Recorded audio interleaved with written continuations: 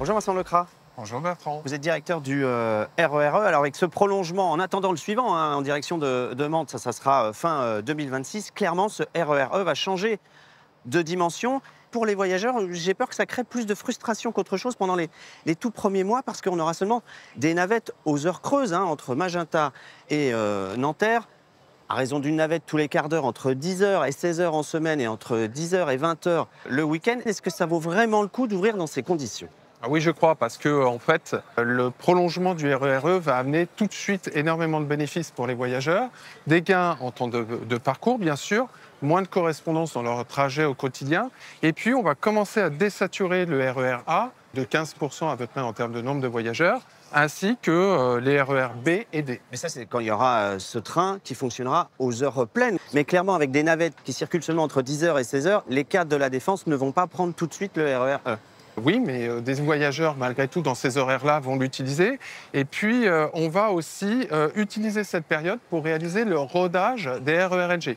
Parce que ce prolongement vers l'ouest, on le fait avec un nouveau matériel révolutionnaire, le RER-NG. On dispose aujourd'hui de 14 rames pour l'exploitation commerciale.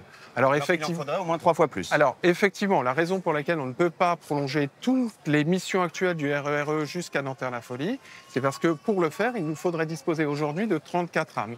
Et c'est vrai, nous ne les avons pas encore. Pourquoi finalement ne pas attendre cet hiver, c'est-à-dire en novembre ou décembre? Peut-être que vous nous donnerez une date tout à l'heure pour la mise en service globale à 100% heure pleine, heure creuse de ce RERE, puisque clairement aujourd'hui il vous manque des trains. Est-ce qu'il ne fallait pas tout simplement attendre ce mois de décembre? Vous savez, les infrastructures sont prêtes.